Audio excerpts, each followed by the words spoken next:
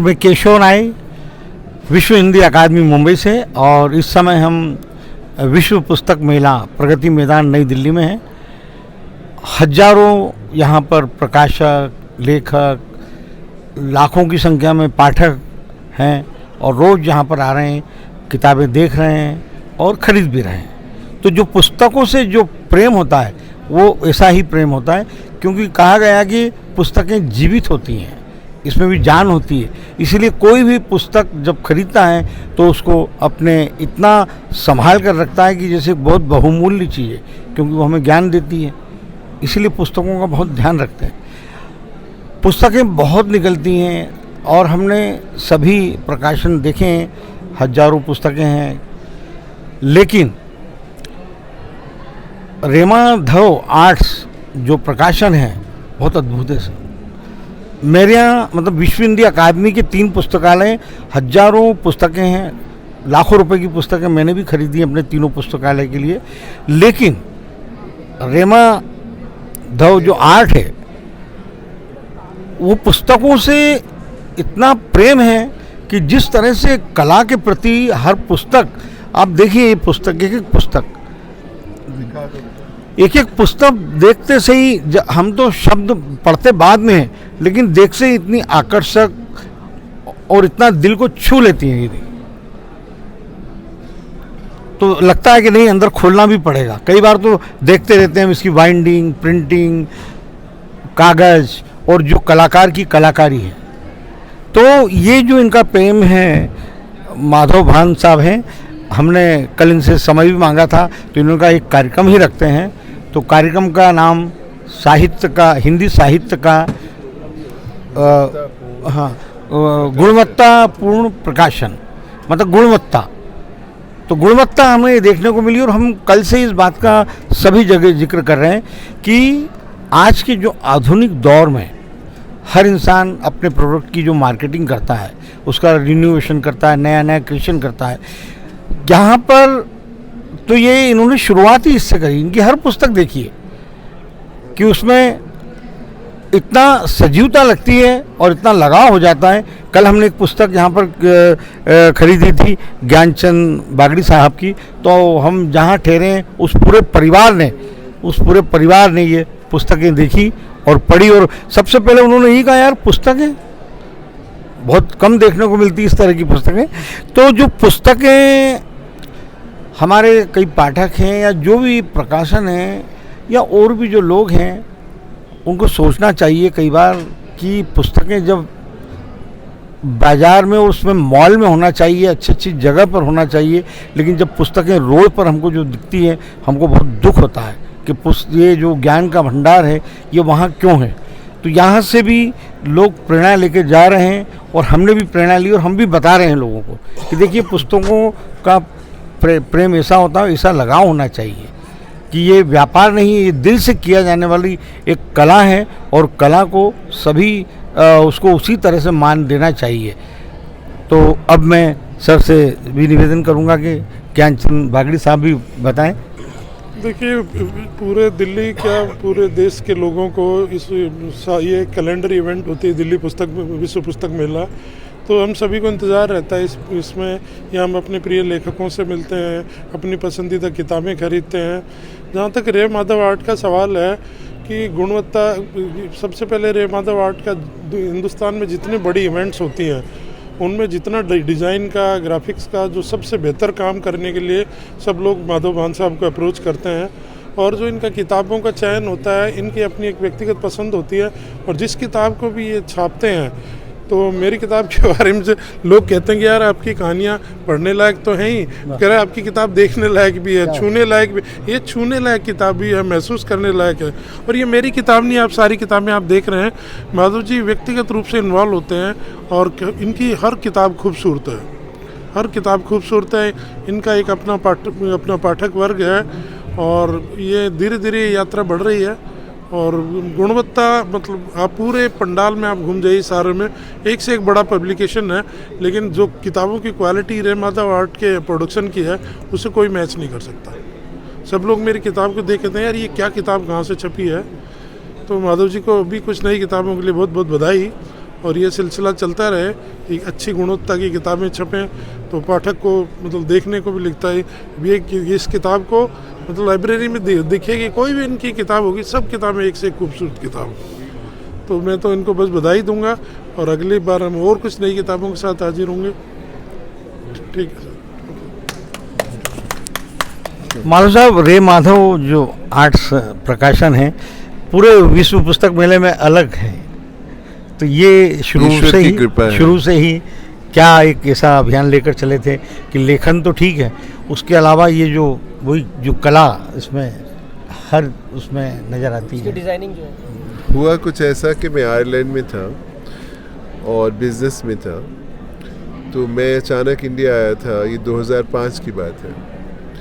तो मैंने एक शॉप पर गया और प्रेमचंद की मैंने पुस्तक उठाई और जयशंकर प्रसाद की, तो वो जब खोली तो वो बीच में से फट गई और पेपर और प्रिंटिंग देखकर मेरे को बहुत दुख हुआ।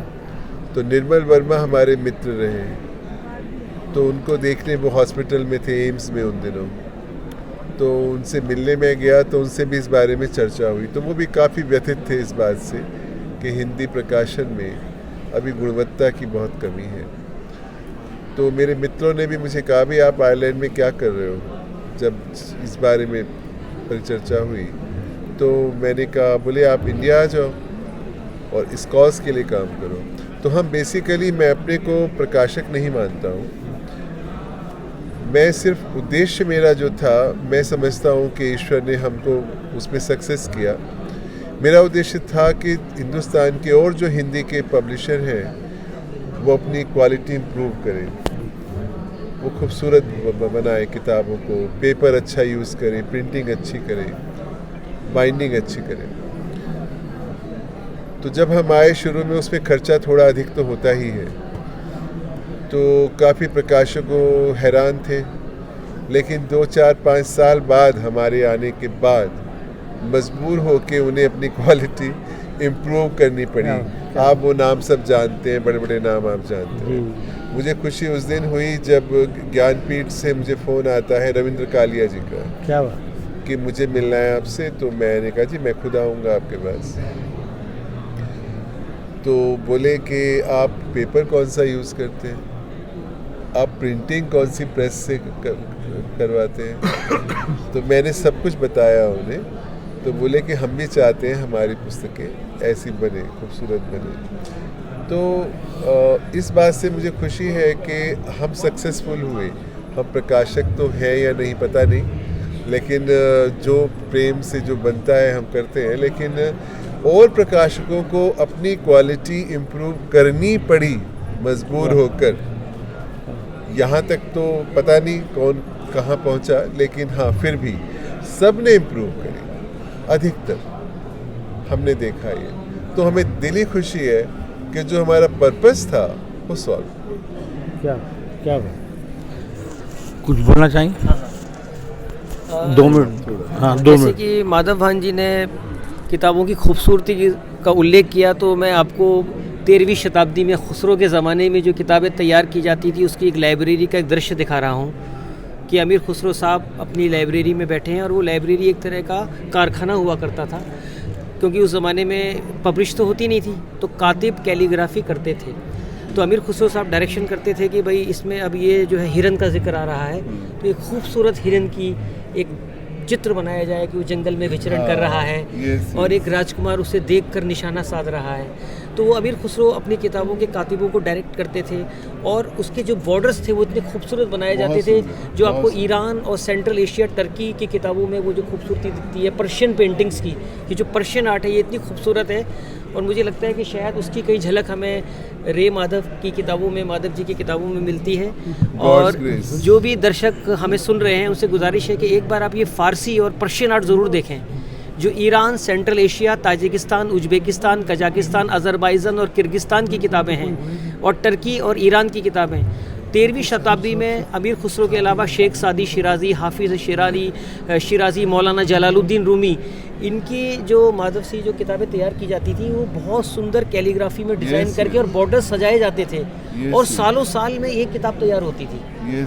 शुक्रिया। ऐसा ही कुछ यहाँ होता है। देखिए, जिसे कहा जाता है ना कि पुस्तकें देखने की दृष्टि और सोचने का तरीका बदल देती हैं, तो वो मुझे एक घटना याद आ रही है। अभी कुछ एक आध महीने पहले नवभारत टाइम्स में छपा था, इमरोज की डेथ हुई, उनकी मृत्यु हुई। तो नवभारत टाइम्स ने एक स्पेशल स्टोरी की थी कि इमरोज को उस समय जब उनका नाम चल रहा था तो हर जो लोकप्रिय पुस्तक या उपन्यास हुए कवर में एक प्रतियोगिता हुआ करती थी कि कौन सा अच्छा कवर बनेगा। इमरोज का उन दिनों बहुत नाम था, लेखक का एक तरफ जितना नाम था उतना पैसा इमरोज भी मांगते थे और उनके कवर की बहुत वैल्यू होती थी। इसीलिए अमृता प्रीतम और वो दोनों एक साथ इतने जुड़े और आगे तक बढ़े।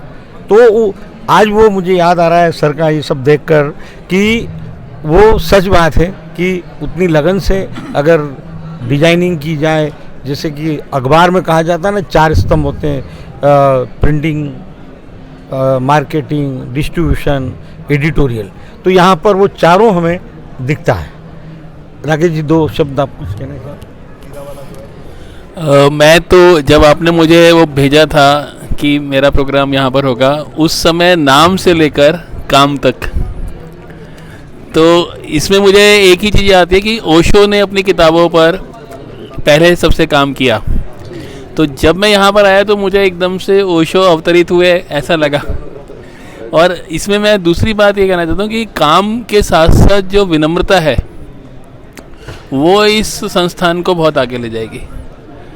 ये मेरा मतलब निजी, मैं 37 साल प्रबंधन में रहा और मैंने देखा कि ना तो प्रोडक्ट बिकता है, ना बिकता है कंटेंट, सबसे पहले बिकता है व्यक्ति। तो जब व्यक्ति पसंद आ जाता है तो फिर आगे की चीज़ें वो सोने में सुहागा बन जाती हैं। तो मैं अपनी शुभकामनाएं देता हूँ कि ये संगठन नित प्रति बहुत आगे बढ़े। और ये बात बिल्कुल सही है कि जैसे अभी हम 3 बजे अमेरिका की एम्बेसी के आगे लाइन में लग जाते हैं, तो मेरा सपना है कि एक दिन वो आए कि अमेरिकन 3 बजे भारतीय एम्बेसी में लगे। तो उसमें किताबें भी ऐसी चाहिए, लोग भी ऐसे चाहिए और काम भी ऐसा चाहिए। तो उसमें ये एक नई दिशा, नई सोच है। मेरी बहुत बहुत बधाई। बस मैं अंतिम शब्द कह रहा हूँ, जब हम हवाई यात्रा करते हैं तो भारत के सारे हवाई अड्डों पर जब मैं देखता हूँ कि वहाँ पर बुक स्टॉल है लेकिन हिंदी की पुस्तकें नहीं हैं, तो कई बार वहीं से वीडियो बनाता हूँ, अपना निवेदन करता हूँ। तो कुछ पुस्तकालय, कुछ एयरपोर्ट पे कुछ 10-20 पुस्तकें देखने को मिली। तो मैं आते ही यहाँ क्रॉसबर्ड से मैंने ये निवेदन किया और वहाँ उनका इंटरव्यू किया। हमने कहा कि आपके पुस्तकालय में सारी अंग्रेजी पुस्तकें होती हैं, तो आप हिंदी की पुस्तकें भी रखना शुरू करें। तो उन्होंने उस बात को मीटिंग में रख रहे हैं, आगे होगा। तो मेरा एक मैं जहाँ भी होता है या हम हो सकता है इस बात को डिजिटल मीडिया सब जगह डालें कि रे माधव आर्ट की जो पुस्तकें हैं ना, भारत के हवाई अड्डों पर तो मिलना चाहिए। धन्यवाद।